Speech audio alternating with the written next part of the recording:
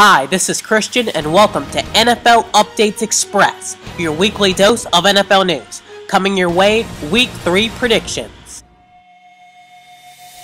It's the Super Bowl rematch between the Denver Broncos and the Seattle Seahawks at CenturyLink Field.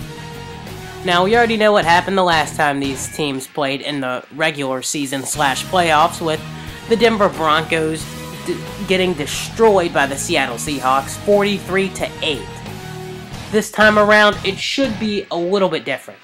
The Seattle Seahawks have already been exposed. Last week, Antonio Gates had 3 touchdowns on the Legion of Boom en route to a loss to the San Diego Chargers.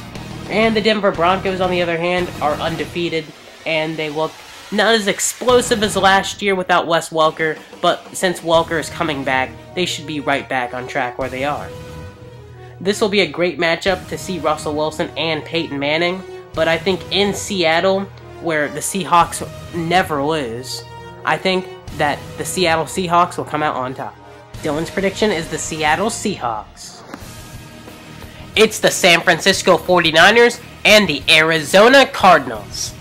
Now, the San Francisco 49ers are getting a little bit of a break with Carson Palmer out with an injury, and now Drew Stanton is starting his second game this year. After beating the Giants last week, he is now taking on a tough 49ers team. The 49ers will need to not turn the ball over, with Colin Kaepernick last week against Chicago imploding, throwing 3 interceptions and also fumbling en route to a Bears comeback win by 8 points. The Cardinals, on the other hand, have a lot of weapons on offense, and Drew Stanton will need to use them, like Andre Ellington, Larry Fitzgerald, and Michael Floyd, if they want to win this game. The Cardinals' defense will be the key if the Cardinals want to win this game, but without Carson Palmer, I think the 49ers will win the game. Dylan's prediction is the San Francisco 49ers. It's a crucial matchup early in the season when the Kansas City Chiefs take on the Miami Dolphins. Now, the Dolphins, after an impressive Week 1 win against the New England Patriots, they fell back to earth against the now 2-0 Buffalo Bills. The Chiefs, on the other hand, have ran into some trouble after losing to the Tennessee Titans in Week 1 and then losing to the juggernaut Denver Broncos in Week 2. So both teams need a win to keep pace on their divisions, and it will be a tough game with Alex Smith not playing as good as he has in the past, and Ryan Tannehill, his ups and downs continue. Mike Wallace will be the key to success for Miami, as he looked very good so far this year. Also, the Kansas City Chiefs will need to get their running game going with Niall Davis, with Jamal Charles most likely being out for a little while. This will be a tough game to predict, but I think that the Miami Dolphins will come out on top and improve to 2-1 on the year. Dylan's prediction is the Miami Dolphins. It's a matchup between the 1-1 San Diego Chargers and the 2-0 Buffalo Bills. Now, this game is vastly underrated, as the San Diego Chargers, with Phillip Rivers, Keenan Allen, and Danny Woodhead in the backfield replacing Ryan Matthews, should come to play against the 2-0 Buffalo Bills with Sammy Watkins after an impressive Week 2, and also E.J. Manuel, who is playing very well. Both of these teams are looking to make the playoffs, and winning against one another would certainly help that cause. The Bills have been 3-0 before and then collapsed, but this looks like a different Buffalo Bills team. The Chargers, on the other hand, look like last year, dominating against great teams, like the Denver Broncos last year.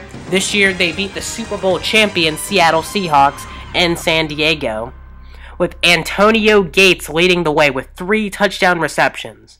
In fact, Gates will be the key to success against Buffalo at Ralph Wilson Stadium, and if Antonio Gates can catch a touchdown and Keenan Allen can get going finally, then I think that the San Diego Chargers will end the Buffalo Bills winning streak.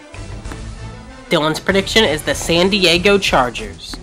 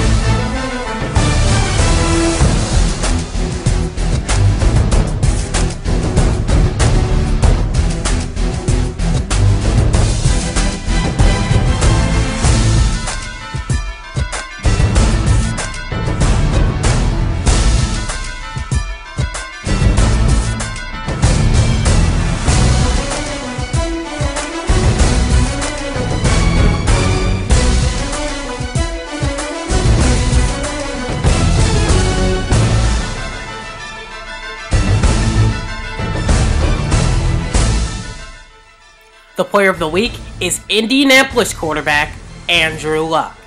Now, after the Colts started 0-2, they are not in any danger of missing the playoffs so far, with their division consisting of the Titans, the Jaguars, and the Texans, but Andrew Luck still needs to step his game up, with the Colts defense not giving him any help.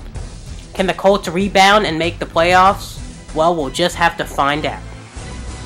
The NFC South matchup on Thursday Night Football was the Tampa Bay Buccaneers traveling to the Georgia Dome to take on the Atlanta Falcons.